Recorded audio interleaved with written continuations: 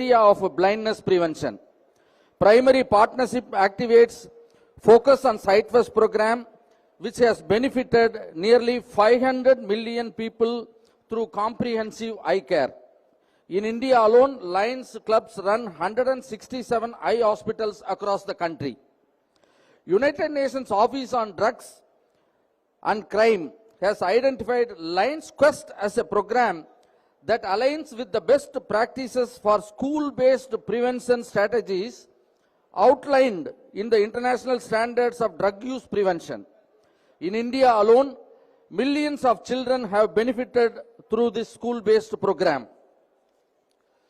It may not be possible to announce the comprehensive list of activities of the Lions clubs in India. Let it suffice to say that Lions in India run 165 schools, 21 schools for special needs children, 64 vocational training centers, 43 blood banks, 143 eye hospitals, 117 vision projects, 61 dialysis centers, other hospitals 55, and 46 feeding projects. Just to quote a few projects that contribute to the attainment of the SDGs related to wellness, education, and health. Lions have been supporting education for children through scholarships. We have also been fighting to combat poverty through skill development in Lions vocational training centers for youth and women and through micro loans for women. This year, Lions clubs in India launched an e-waste awareness and collection drive in over 200 towns and cities.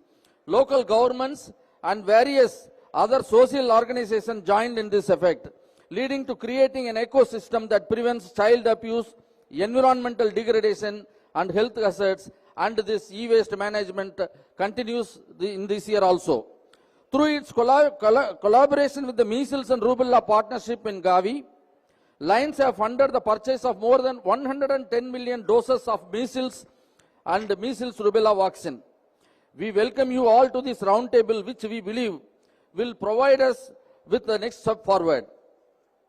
In India, LCI supported Indian Lions social mobilization and advocacy activities during the multi-year measles rubella campaign that took place in all Indian states and union territories and aimed to vaccinate over 400 million children.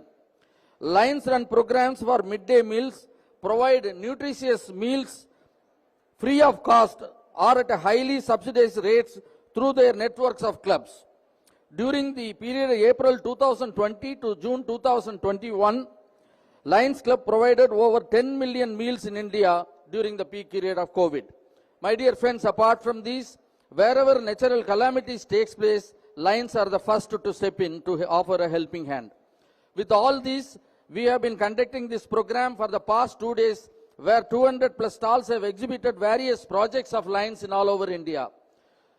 This sustainable development program will take these steps forward, and I welcome all the executive officers who are present here, the panelists who are going to be here, and all the Lion members for this excellent function. Thank you very much and welcome once again.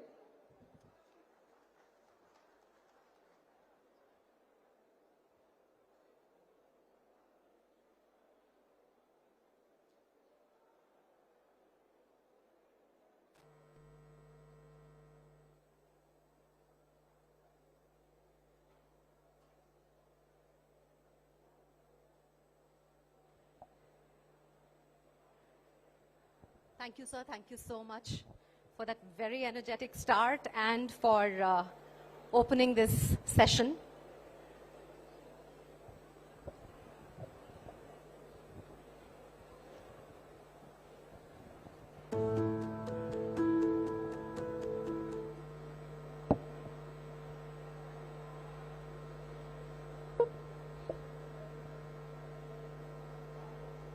Hello and a very warm welcome to everyone present here at the GIVE Conclave, where we are talking today about corporate community sustainability as an agenda for tomorrow, but action has to be taken today. This is something that we have been pushing, not just at ground level, but also you've seen wonderful stalls that have been put today outside that are bringing the excellent work that Lions from all across the country are doing already with that agenda in mind and have been doing since such a long time. We are talking about these sustainability roundtables for such a long time, and every roundtable has been a big learning, not just for me, but for everybody who has tuned in, who is watching us. They have written back, they have spoken to us about how ideas have come forward, how communities are getting together, because what we are discussing here is of use not just for communities, but also for corporates who are now saying, all right, how can we take these partnerships forward with people who are committed to do something much more than just creating awareness, but doing actual things on the ground. We are obviously talking about generosity, impact, vision, and empathy, and all of it develops over a period of time when everybody comes together. Today, we are talking to a bunch of experts who have taken out time, and I'm so grateful to them for that. So may I invite my panel here, Sridhar Sarthi, Chief Ethics Officer and Head Sustainability CSR, Tata Capital. Amrita Chaudhary, CEO and co-founder, Gaia Smart Cities. Kumar Anurag Pratap, Vice President and CSR Leader, Capgemini.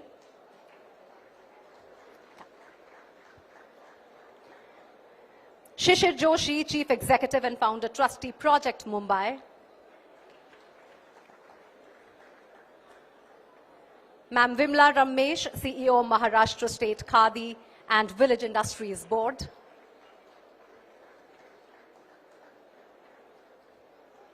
And Aruna Oswalji, Past Director, Lions International.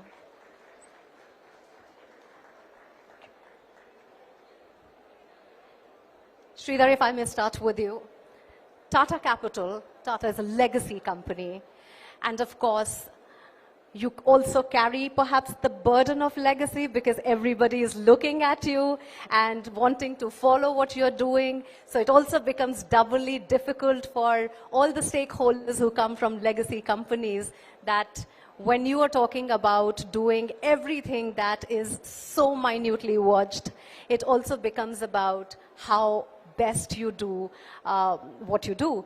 How, as a practice, are then the ethos of generosity, impact, vision, empathy that we are talking about, and the CSR activities, and moving beyond CSR activities, come down to your work from the point of view of how all of this is woven in your practices at work, so that whatever new development is happening at work front is keeping in mind all of these things and then moving forward.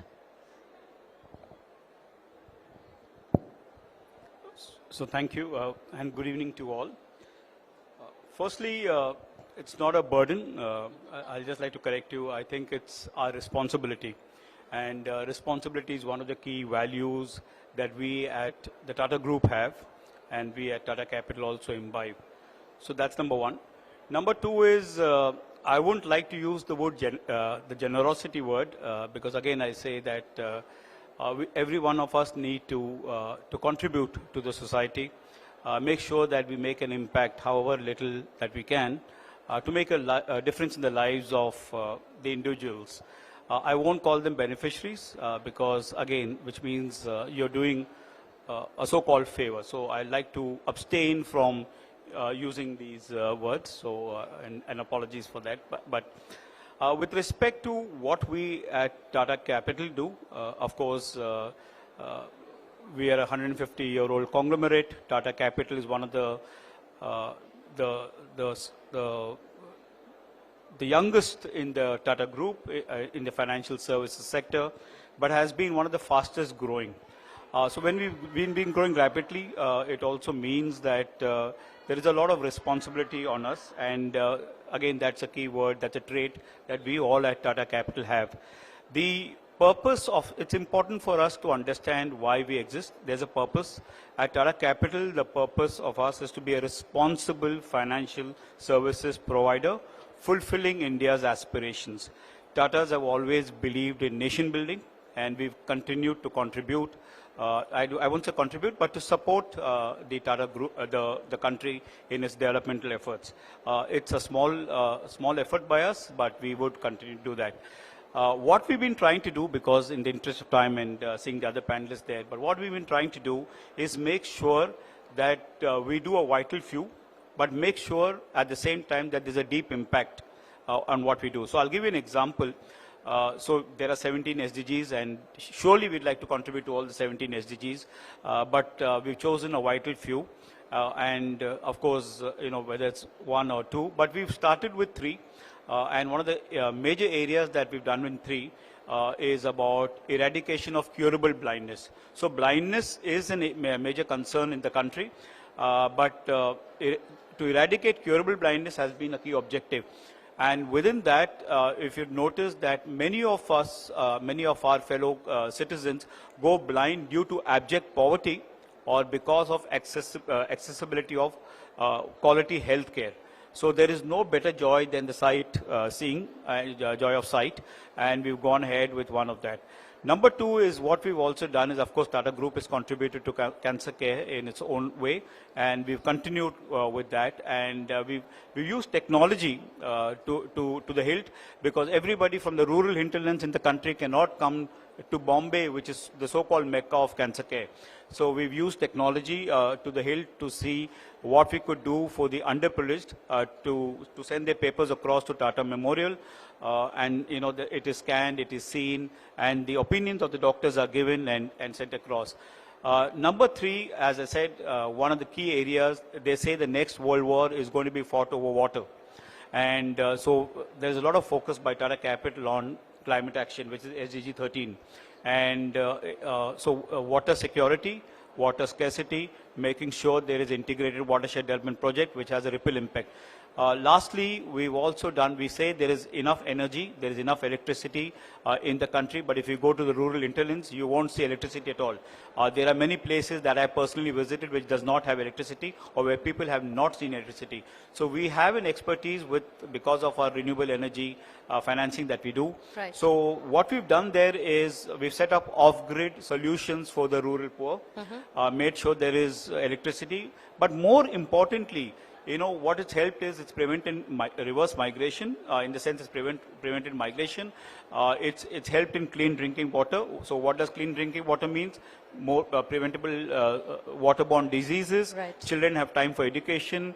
Women folk have more time for their own work, which enables us to do some skill development, entrepreneurial skill development, etc. And last but not the least, safety. Right. So, there's a lot of gasoline that is burned, so kerosene safety in terms of the chulas that they use. But more importantly, also many people die due to snake bites and scorpion bites. And we've done that with the project that we've done. So this is in a small way what Tata Capital is doing. I'd like to also hear what the other panelists do within their own work. Wonderful. A big round of applause, really, because what we are seeing is a legacy company that is leading by example. And when we look at corporates, a lot of times it so happens that when we're talking about ESG, when we're talking about CSR, it is now mandatory to do these things. And how does one move from the mandate towards impact? There is one thing of ticking the boxes because you have to do that on your ESG reports, and you have to be seen as doing everything that is being asked of you. And the other is to actually choose a field where you can actually make a difference and choose subjects accordingly. And I want to get Kumar Anurag Pratap on this. Kumar Anurag, आपसे ये जानना चाहूँगी कि जब हम legacy companies की बात करते हैं, now we are seeing all of the companies actually picking up picking up agendas that they can lead with, right? And CSR for a lot of companies has to move from a visit to an orphanage or sitting and making some kind of paper bags at a small scale industry setup, right? It has to be about how you can adopt perhaps an issue that needs to be solved and how then you can take it forward versus being just a participant to something that is already happening. And I think corporates and bigger corporates play a role, but I think even smaller corporates can do that at their own level. From your experience, how does one scale, number one? How does one choose, number two? And how difficult then it is to do all of it? Oh, thank you for this. One is also, it's always wonderful sitting with your friends. I can see very, I'll say, friendly faces sitting on the dais there. And it's very pertinent when we are celebrating 10th year of CSR. This question becomes very pertinent to what is called to answer, where my response always is to play with your strength. If your strength is in X, do X. Don't take Y or Z or A or B or C there. That's one. Second is, when we started this particular journey, what we said that CSR is not about taking out check, handing it over, doing a photo op, feeling very good about it, going back, writing a newsletter about the work that you're doing. And your work primarily was cutting the check, nothing else. Absolutely. And there are a number of, I'll say, corporates who came out with a very clear vision on what they intend to do with the money which was there in the CSR kitty. In our case, what we saw was, in the last, I'll say, 10, 15 years or so, the world is becoming two, or India has become two. One world which is super high on digital skills, knowledge, expertise. Sure.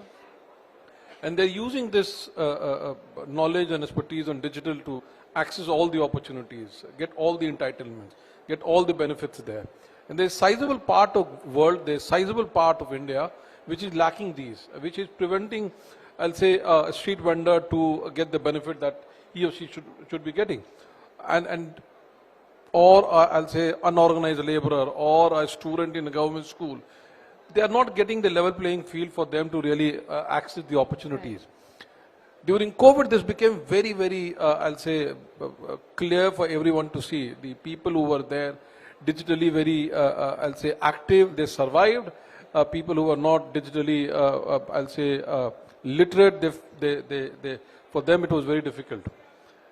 In last 8 or 9 years or so, our focus collectively has been to bridge this digital divide, where the whole effort is to see how we can ensure that kids get quality input, youth get skilling on courses and domain that the market is looking for, and the communities get support to enhance their capabilities and skills so that they can also live their life with dignity. And that has been the focus for us there. Wonderful. And that's where the government school and their teachers and the student become very important for us. Engineering graduates coming from tier 3, tier 4 colleges becomes very important for us, because they are losing all the hope, because they realize that the access is being given to students who are coming from tier 1, tier 2 colleges there. We don't build their capacities. When the world is celebrating India's demographic dividend, this will become a demographic challenge for you if you don't start working with the youth and provide them with the constructive and very productive economic results there. And then the whole catchment of communities who are seeking, not doles, who are not seeking, I'll say, to be tagged as beneficiary, but they are seeking to become co-traveler in this particular journey. And that's where the smaller companies or bigger companies all are playing their own bit to ensure that this journey becomes much more impactful and create the kind of change that we all are looking for. In fact, I would also love to speak to both of you about, in a bit, I would want both of you to talk about how even with CSR activities, companies can come together and do it together. Because the mass at which things need to be done cannot be done by one company alone. It cannot be achieved. The lofty goals are there, and if you want to scale it up, perhaps there has to be a CSR community of corporates as well. But I'll come back to you with that thought. I want to get Amrita in on this about smart cities. That is the pet project, that is your company. And we are looking at urban sustainability challenges in cities. How easy or difficult is it to choose which issue has to be fixed first? And when we talk about smart cities, are we also talking about just digitally smart cities, or are we also talking about cities that are also looking at equity when it comes to people, when we are looking at the digital divide, when we are looking at perhaps the things that the government is also doing for everyone in the city, reaching them. So what are the first few pointers that you look at when you're looking at a city from sustainability and urban sustainability point of view?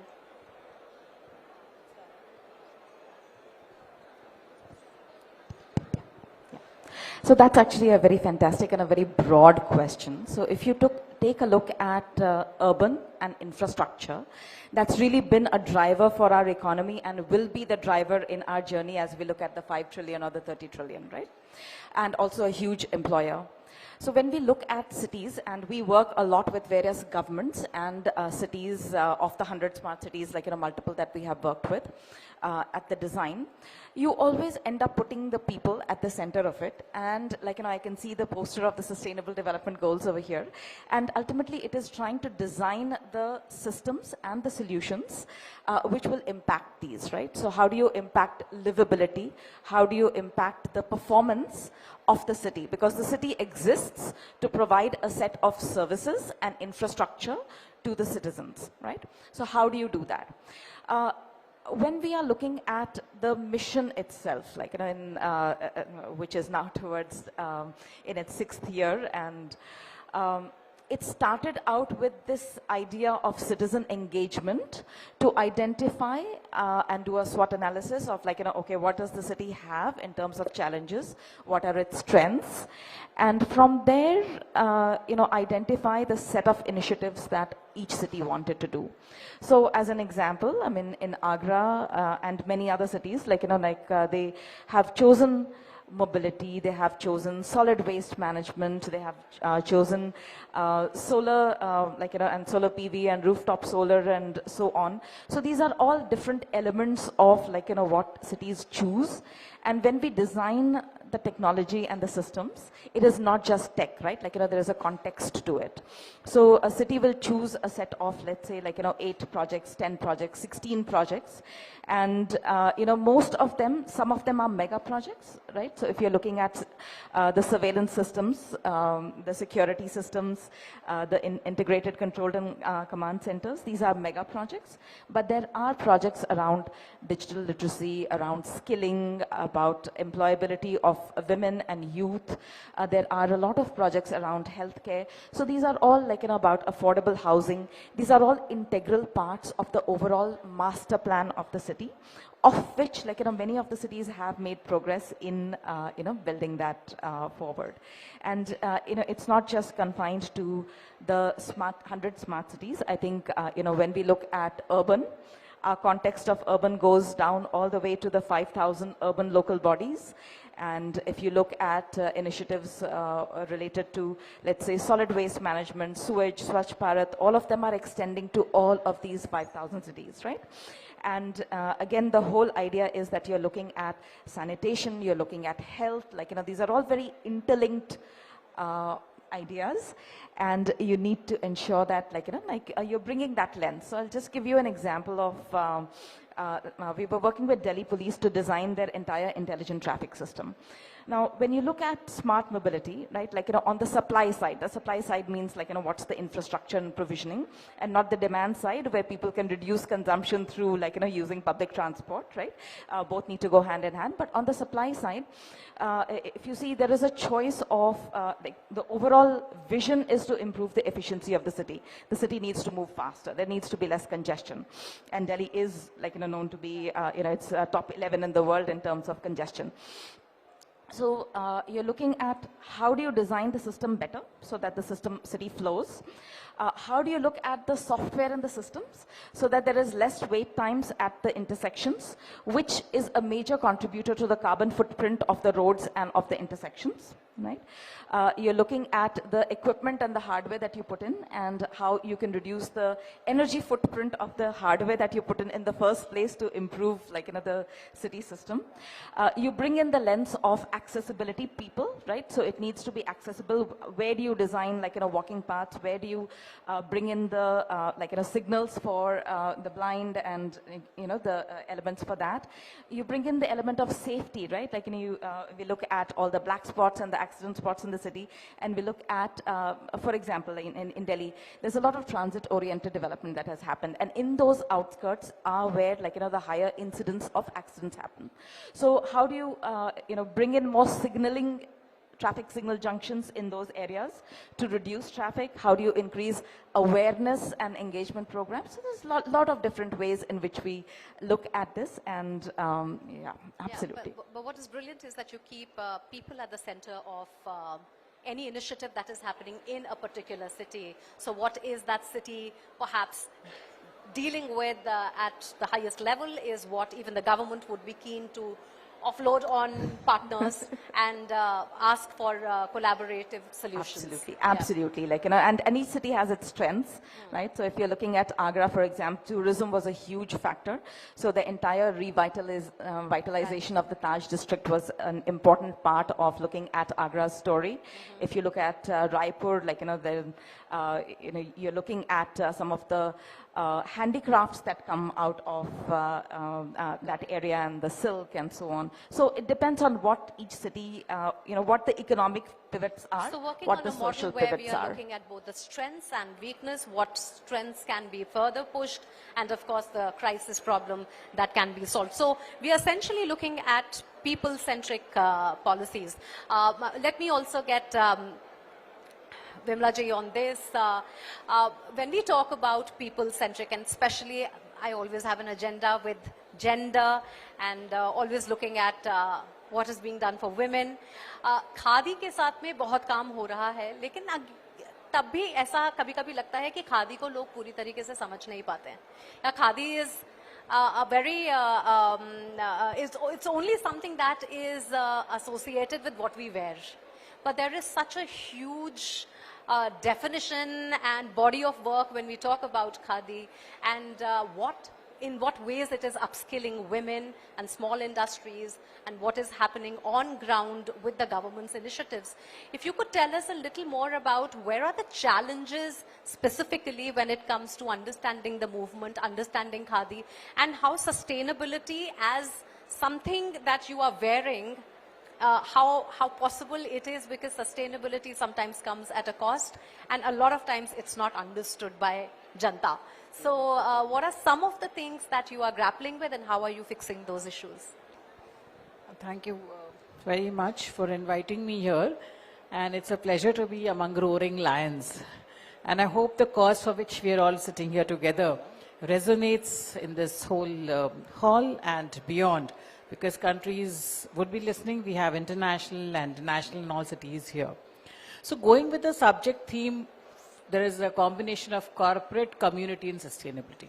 Government has always been looking at sustainability. If you look at the programs which are there for the people, when MG Narega started about, a decade back, the idea was Jal, Jangal, Pani. So Jal, Zameen, Pani. Jungle. So basically we're looking at land, water and forest, how to sustain them. So the works, when Narega came up in Government of India, previously in Government of Maharashtra, it was more of material intensive. And it became more people, individualized programs for the welfare of the people, sustainable programs. Similarly, then programs like NRLM came, National Rural Livelihood Mission, which you said about women empowerment. It depends totally on self-help groups made by women, and there is the Panchasutri program, which begins with a person sort of saving, investing, and getting into small businesses for development of their own families. And we've seen that more than 6 crore groups are associated, and there's like a huge sea of families, because women, when they become centric, they lead the whole family. So NRLM in Maharashtra, known as Maharashtra State Rural Livelihoods Mission, of which I happened to be the CEO for 4 years, it transformed the whole of rural economy by incorporating women and empowering them. Now, when you look at Khadi, Khadi has been a part of our own history, patriotism, because we know that foreign cloth was pushed upon us, and then Mahatma Gandhi had to come up with the national movement, and Khadi got associated with the national movement, and the name Khaddar came to it.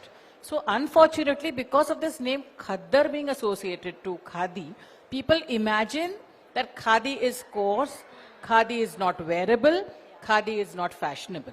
I am wearing something which is Khadi. I think it's quite fashionable. And it looks good, it feels good. And I feel proud of what I'm wearing. So there is a market. There are several products. If one visits the Khadi Village Industries stores at Connaught Place, you will get a whole variety of cloth. You know, probably in Mumbai we are short of Khadi here. So hopefully government would work on that, and we'll have some good stores coming up. But the main difficulty about Khadi is the mindset of the people, I think. That is one of the biggest things that, you know, I don't think anyone in this hall would be wearing a Khadi shirt or a Khadi jacket. I'm very happy. Thank you so much. Couple of them are here, and I'm indeed grateful for that. Oh yeah, thanks a lot. So I'm very happy that, you know, we have a lot of people here wanting to propagate sustainability. So, but the sense of pride, you know, the cost factor which you were talking about. So we really don't shy of buying probably a branded Nike cloth or apparel or any of the brands, you know them over here, you're from Louis Vuitton to everything is here. So we really don't fall shy or, we like to flaunt it. But why don't we like to flaunt Khadi? So perhaps, when we start flaunting Khadi, when we start feeling good about it, it will be made also in larger number. And the challenges which you were talking about, the biggest challenge is the labor. So if, making a Khadi cloth requires 6 to 7 processes, right from ginning to spinning to cleaning, and ultimately the thread is woven. So Khadi is the thread is the most important. So if you want to bind your country into a weave, you have to first appreciate that the labor has to be given his due. So nobody wants to work for Khadi because the employment potential and the wages which you get is really not attractive. And it's not attractive because they're all market linked also. So when a Khadi product has to be bought, the person who's weaving Khadi, so I'm really sorry to share that, in Maharashtra, we had more than 100 institutions making Khadi. Today, I'm having only 40 institutions in Maharashtra making Khadi. So everyone doesn't want to weave Khadi. It's time bound, it's labor oriented, and labor is not cheap. And none of us wants to put in that effort. Who wants to weave one thread? So we have to make it attractive. So probably that will, build more life into it. And when people who are there with me on stage here and sitting in front of us, sharing our desire to be sustainable, come together and say, yes, we want to live for this cause of, promoting Khadi even at a cost or at some effort. Probably then that change will come. Wonderful. Because, the thought really resonates because you need to have community come together and adopt certain, certain missions as a way of living. It was only last year that we, in this very same venue, we had an exhibition of garments that were sourced from all across the world, from Museum of Canada, from Museum of England, and they had given those garments. And it's interesting how you saw very, very established designers doing zardozi, doing Kashmiri karhai, Kani Sui karhai, doing chicken curry. All of it was being used by, Gucci, Armani. They were all making those garments with those material, which then came to India much, much, much later. But because they were all, and this is when the Britishers were here, so they were sourcing all the design work was from the artisans of the country. And it's a pity that now we don't have. So yeah, it has to be made, if I have to use the word sexy, it has to be made that, because, until and unless you find it glamorous enough, it doesn't happen. But thankfully, a lot of movements are now coming forward. Yeah, I mean, like a lot of designers today, Yeah. Sabyasachi is there, or, Yeah. Abu They have Jani to Khosla, adopt they all are Khadi, using yeah. it now. Yeah. Even like Ritu Yeah. is also doing that. So a lot of designers are using Khadi, not that, but it has to be used in a more effective way. I think when the designers come with their pret lines and when they use it, then the local markets then of course will be like, all right, if that designer is using Khadi, then perhaps we should get Khadi, and we should make Khadi affordable and make it a little more scalable. So I think it's going to be a collaborative effort, because I think we've been talking about Khadi being big from 20 years, but we haven't been able to find that one thing to do which can sort of push the use of Affordable Khadi. shouldn't be in the mind. Ha. You should not look at affordable, because we are Yeah. buying so many things in this hall. I Yeah. think everyone is like having a designer dress Yeah. with them. So Yeah. affordable is not a mindset is the thing. Yeah. Shishir, I'm going to, first of all, thank you for patiently waiting, but I'm going to have you, let you have the last word on the first round, which is you extensively work with Project Mumbai on inclusivity and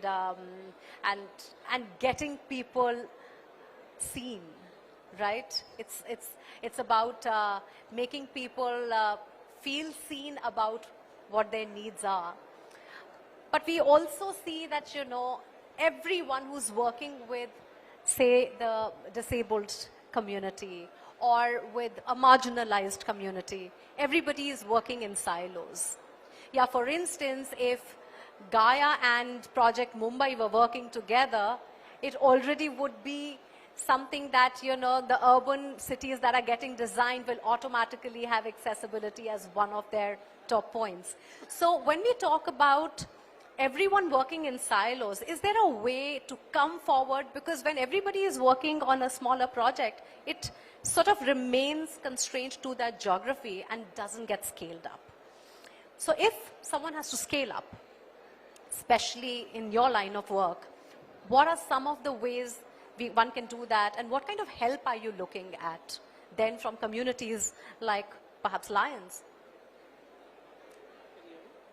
Yeah. Yeah. Thanks, Smita. I'm going to take a bit of an extra time because I've waited too long. Having said that, let me tell you that, Vimla, half of my wardrobe, and I don't have too many, is Khadi. I love Khadi trousers, I love Khadi shirts, I love Khadi kurtas, and every time I've worn them, people say, wow. So it does look sexy, it does look nice, and it is definitely affordable. I've seen your shops on MG Road in Mumbai, I've seen your shop at Juhu, the office in Juhu as well. I've been there, and I would insist all of you should visit that place. I'm not marketing Khadi right now. Having said that, I'll give you a quick glimpse on what is Project Mumbai. So what Lions does across the world, Project Mumbai does it in Mumbai. We've kind of scaled up innovative approach to make the city a better place to live. We do work in, so inclusivity, as Mugdha has mentioned, is one of the many things that we do. We are into mental health. The country's largest municipal mental health program is done by us, adolescent mental health.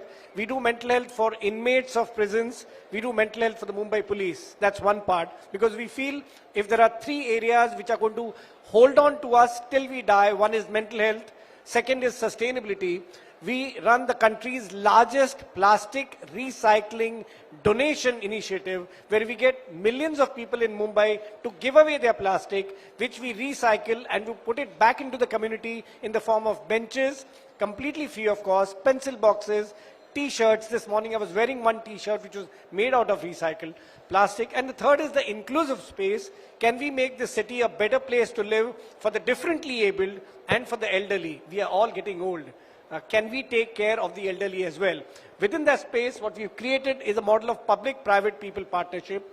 Can I give my time for the city? So while each of these three are verticals, the horizontal that we built on is volunteerism. Because we feel that to make a city a better place, we need to give our time. Kuch samay apne shehar ke liye. And that is what is needed. We don't need people's money. We need people's time and skill. I'll just give you two examples. We are now setting up libraries in municipal gardens and libraries in prisons. And what we are doing is getting people to say, can you just give something?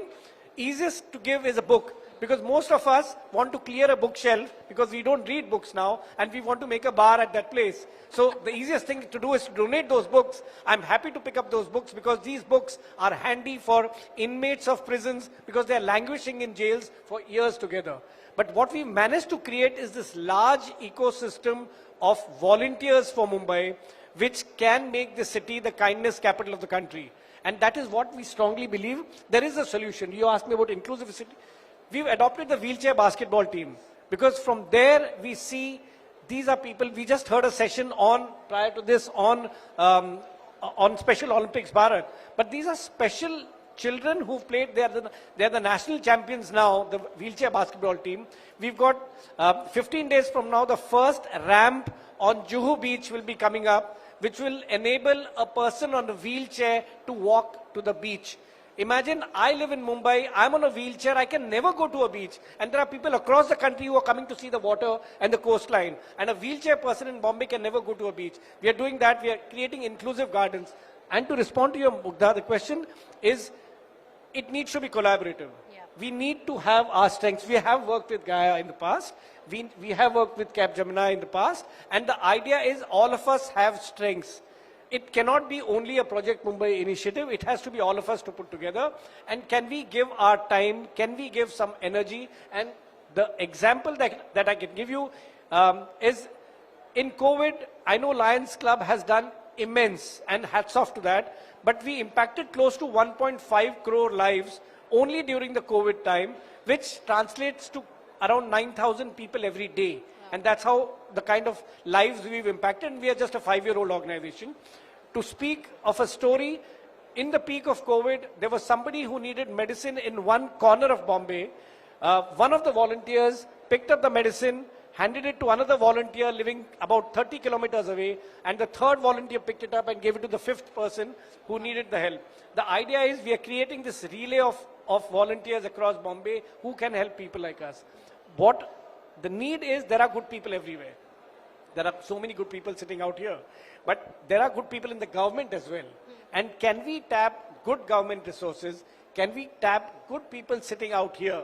And can we ensure that, don't tell me what the problems are. We all know what the problems are. If I ask you, 5 of you, how difficult was it to get here? We know the mobility issues in Bombay. Can we look at solutions? Can we say, this is what I would like to do for the solution? And then can we bring about a change? And can we look at accessibility is one part where the change can happen. First of all, Shishir, apologies that I have been following your inclusivity work so much that I didn't follow the Project Mumbai's other work. I'm so impressed about the plastic project that needs, of course, it needs to be applauded and celebrated because, you know, that is one of the biggest challenges and, you know, you're running such a huge project. So, yeah, apologies there. But, Aruna ji, we've been talking about all of these projects and I also saw Lions, what they are doing at the, of course, at the GIVE Conclave. Health sector आपका एकदम sorted है. Education sector भी आपका एकदम sorted है. But what about new things that Lions are now interested in doing? Because, you know, we have been talking at every round table about so many other subjects and the collaborative bit. So I was wondering, what are some of the learnings that you're taking back? What are the learnings Lions are taking back in terms of what else can be done within health and education. You know, one thing that really comes to my mind, there's so many schools, Mr. Singh, that our Lions are running. If we can start awareness program with children right from standard 1 in kindergarten about so many things, and if you have something prepared, that would be fantastic. I mean, you already have so many schools and special needs schools, Shishir. They are running so many special needs schools as well. What are the Lions thinking now after so many roundtables? Thank you, Mukta. First of all, I would like to thank for the opportunity given to me to share my thoughts. If I talk about Lions impact, as you were really talking about that, so you can see the impact now here. Since 2 days, 11,000 delegates and of course 200 stalls. And rightly said by you that we have so many schools adopted, even municipal schools, our Lions have adopted in every city. And we are having some very big program for the youth and the adults and children, that is Lions Quest program. We train the teachers, and then we have some literature made for them in all the languages, and we distribute that to those children so that they can be able to, you know, grow up very nicely in a very, you know, harmonious manner and all. And of course, there are so many programs coming now. We are already on that.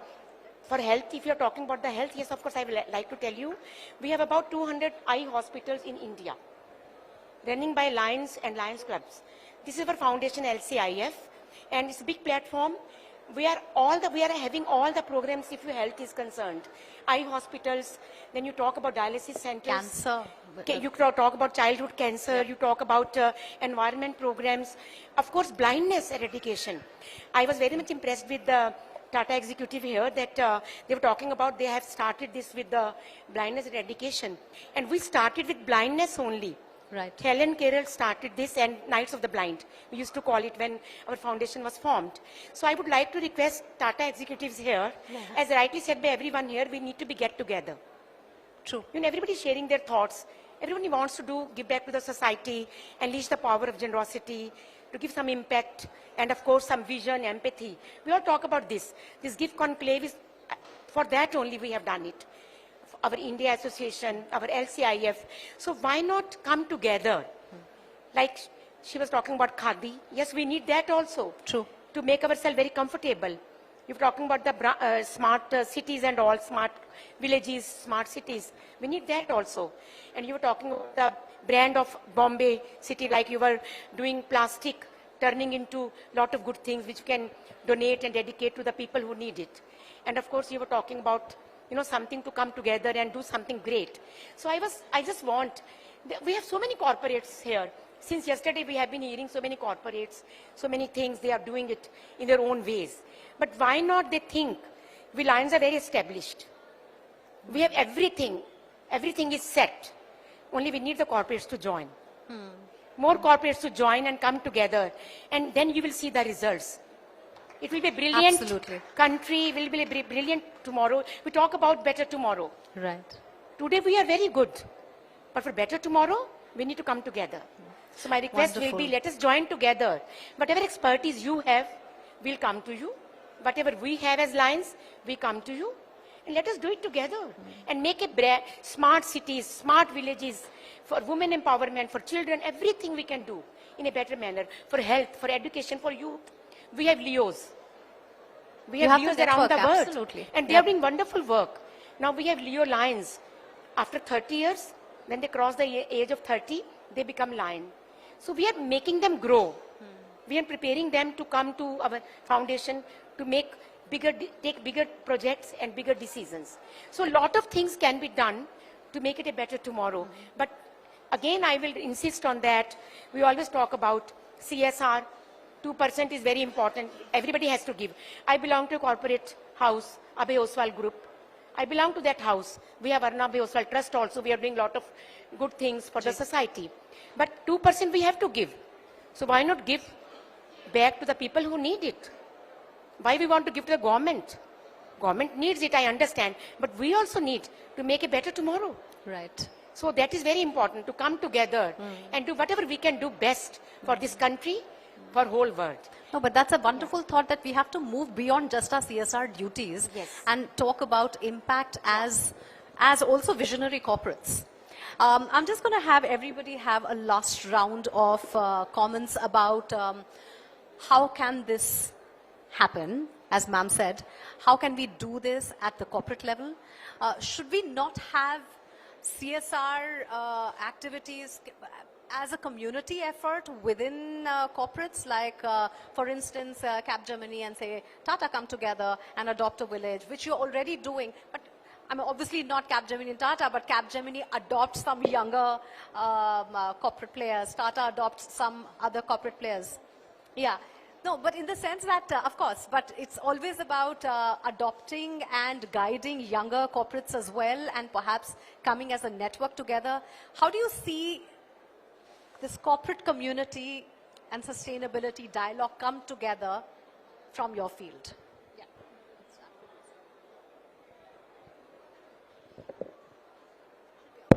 This will work. No, interesting one. I always tell people that at Capgemini, for us, it's very, very important that we collaborate. This is something that we have been saying this, we have been practicing this. Sometimes it becomes very difficult for many of the corporates there, and I don't blame them also. And my advice to them is that whenever you're looking into the whole collaborative practice there are two words which spoils it. And these are logos and egos. Which in so many ways destroy the whole collaboration there.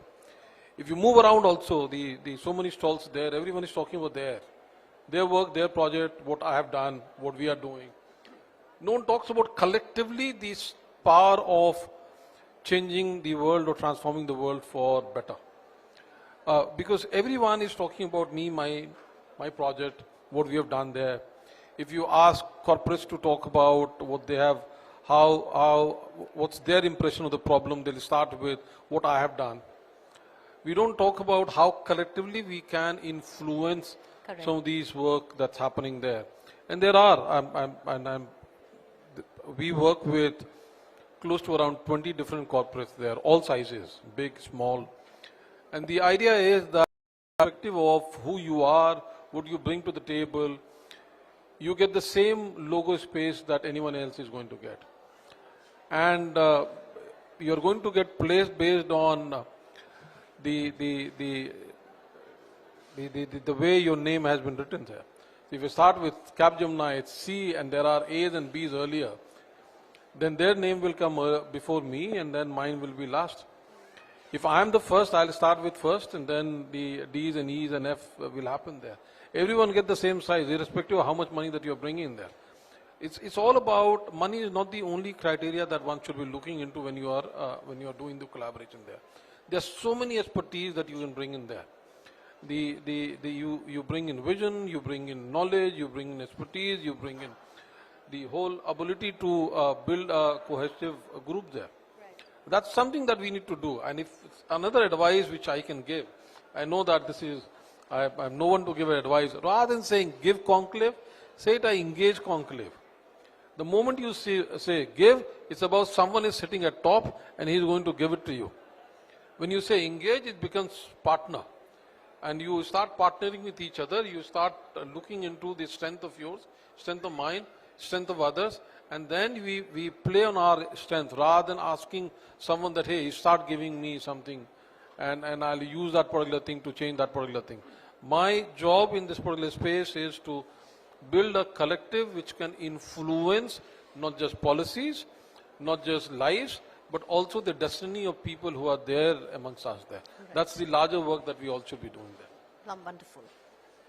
Sridhar. Same question, okay. So no out of syllabus questions, okay. So, we have a lot of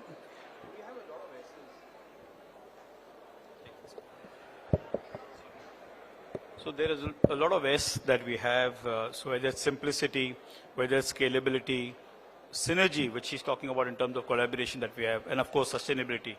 But there's also something called shared success or shared value, and for that you need to have a purpose, a common purpose. It's not about not wanting to collaborate, but it's about the ability to collaborate on a common theme or a common purpose that we have, and that's important for us. So Shishir gave the example of doing something for the mental health of the police. So we've been doing, I won't say a lot of work, but we've been doing our own bit to work with the armed forces, the Veer Naris, for example, the martyrs of the armed forces and the dependent children and the police in Maharashtra. We've been doing that. But the ability to collaborate is, as I said, is consistently on, the objective of going towards a common theme and a common purpose. So, we worked on a mobile mammographic van, for example, this year with a big corporate to screen. We worked with the Lions Club, for infant mortality. So therefore, there's a need for incubators, etc. And we've done that. So if there is, we see value, we are definitely in it. But if it's just for the sake of, as Anurag keeps putting it, if it's just for this, cutting a check, then count us out. We won't be in that. But let's work towards, a larger purpose, which is nation building, and that can be done, as she rightly mentioned, from the infancy stage to skill building, to healthcare, to infrastructure projects, to off-grid micro solutions for water projects. I think we should all be there together for that. Unfortunately, India has no dearth of problems. Unfortunately, so when we say we do eradication of curable blindness, somebody will talk about kidney dialysis, somebody will talk about leprosy, somebody will talk about acid victims, and it brings tears into my eyes. It's no joke. But then we need to go in for something which is very, very close to our heart, and in this case, it is about eradication of curable blindness. So that's what we do. So we are in it. We are in it. I like the idea of mental health. Surely, we can be in touch to do something. Of course, we are already there in the smart cities bit. Khadi, I can't promise, but I'll continue to wear one. But we can always collaborate on that later too. But look forward to working with all of you out here. It's interesting how एक side पूरा corporates का है और एक side पूरा ऐसे लोगों का है जो कि बाय डिजाइन ही ऐसे हम बैठे हैं कि यहाँ से वहाँ पहुँचना बहुत जरूरी है और वहाँ से यहाँ पहुँचना बहुत जरूरी है. But Amrita, my question is, how difficult is it to reach out to people who have the means to help you? So actually, let me just expand the definition of reaching out a little bit, right?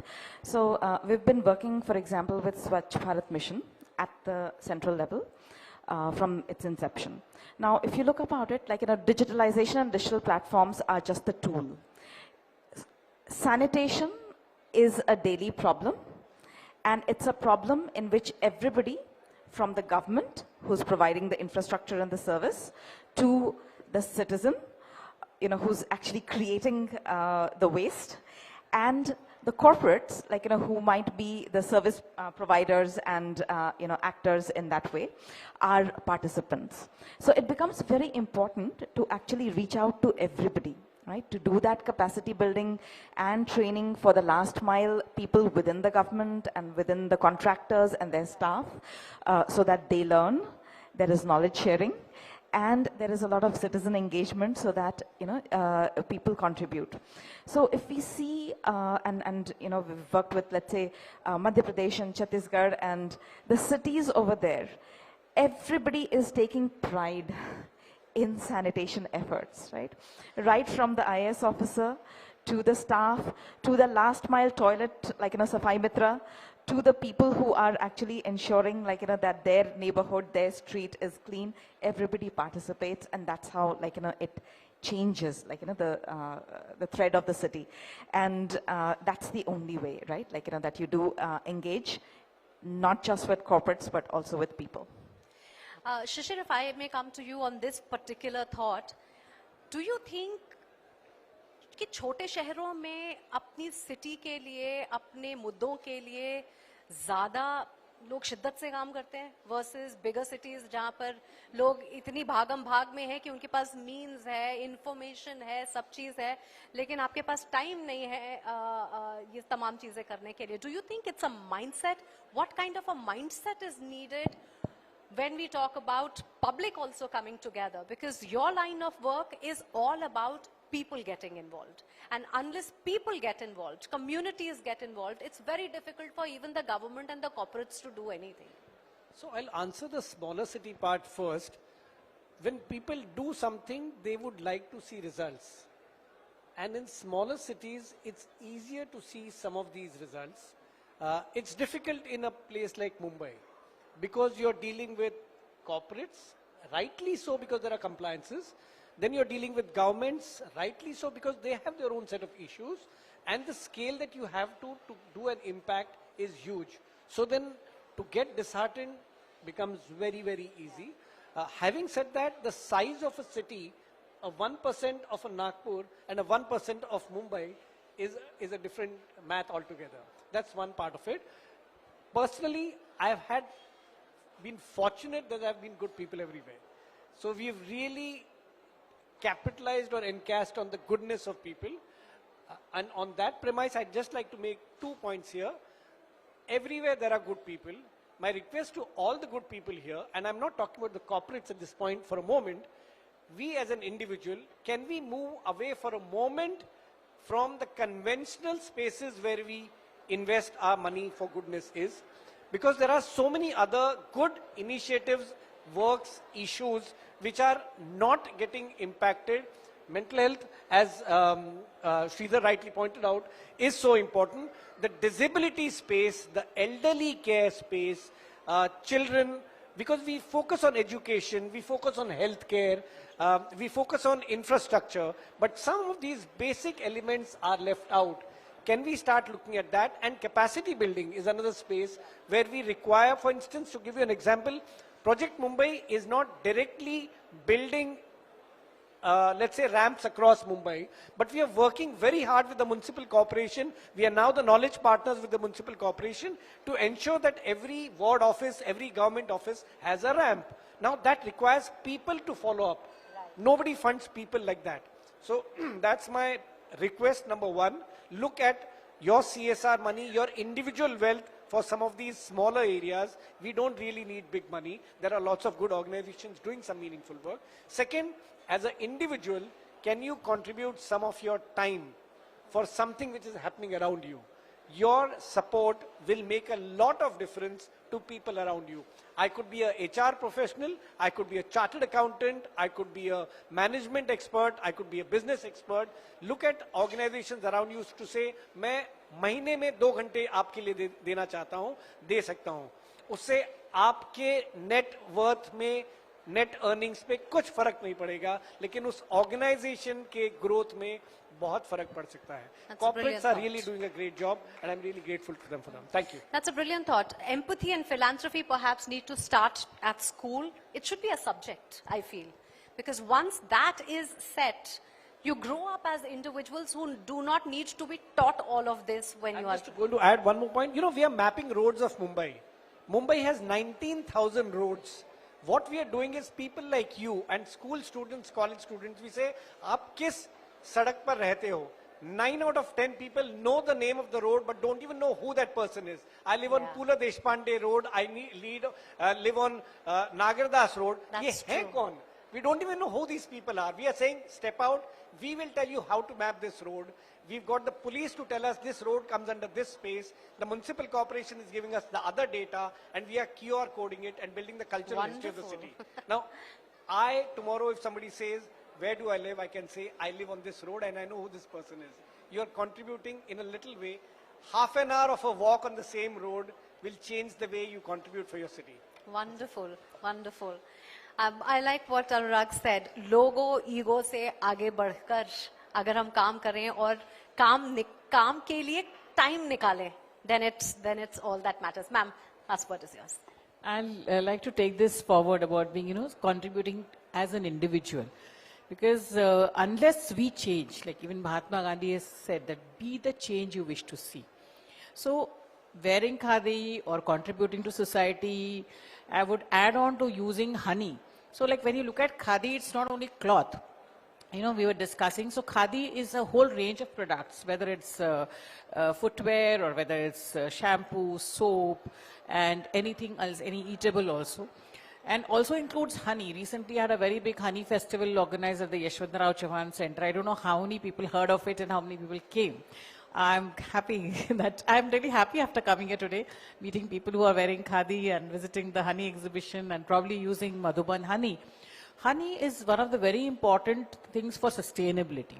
Today we find that the honey industry in India is about 2,500 crore. It could go up to 4,000 crores. But why is beekeeping important is one thing I would just like to dwell on because of sustainability. Because pollination and agriculture, they are interlinked to sustainability. And unless you preserve the bees, specifically, we are having a drive of preserving queen bees. Because it is the queen bee which drives the workers to, make honey out of nectar. So beekeeping is an art for your own fun. So like a hobby, we are having a 2-day workshop, which we can train any people free of cost. And we provide the beekeeping equipment at a subsidy of 50%. So anyone wants to buy the equipment, we also provide bee colonies. So if you have a terrace garden, which I'm sure many people here may be having, so you can adopt beekeeping, please communicate to me at mskvib@gmail.com, or she's there to connect with me, or I'm at Vimshine on Twitter and on LinkedIn. We would like to have beekeeping classes and training for you free of cost. We also provide professional training for beekeeping. So that is what also I would like to propagate, because agriculture ultimately is the mainstay. And after that, we have, of course, small scale industries, which is the next biggest employer of the country. So if you want to be sustainable, you have to promote, be vocal for local, promote smaller things, as our Prime Minister also propagates. Khadi has become more popular, I think, ever since he started adorning it. So we, as individuals, are ultimately responsible. And I suppose after coming here, I think it has been re-emphasized, by each of us here, that whether it's a corporate or whether it's a government organization or whether it is a NGO working for the cause, it is we who would be ultimately leading and be the driving force. So be the change you wish to see. BEE also is included in that. It's a word, beekeeping. Thank you so much. Thank you so much, all my panelists, for taking out time. Ma'am, can I yes, absolutely. Yeah. Hello. I would just like to summarize before Mukta summarize it. No, please, I'm taking please summarize. takes from everybody that Shishirji said that time is very important. We need to take a time. Then they talk about let us come together. And of course, you said that engage rather than saying give. Engage and then give. We can do that with lines together, all together. And you talk about, I was sorry, I just forgot. You also talk about something to collaborate together and how we Move can... beyond logos and egos. Yes, logos and egos, yes. And then you talked about we and I. We line believe in we. When we take an oath, we always say we. We never say I. So ego is not there. So I'm so happy that we Lions are amalgamating everything together. Whatever you are talking about it, I think we Lions all have that in us. And Shishiji said that the world is full of good people. I am reminded of Mother Teresa's beautiful lines. The world is full of good people. If you can't find one, be one. Oh, lovely. So let us be one. So this is my takeaway for today, and thank you for the opportunity, and thank you all the panelists. I've learned a lot today. Great, Mukta, you were too good in all taking our questions and everything, and thanks to all the Lions and leadership who were here. Thank you very much. Thank That's you. a befitting conclusion. Thank you so much, ma'am. Thank you to all the panelists, and thank you all for being a wonderful audience. Thank you. Thank you. Thank you so much. Nice meeting you all.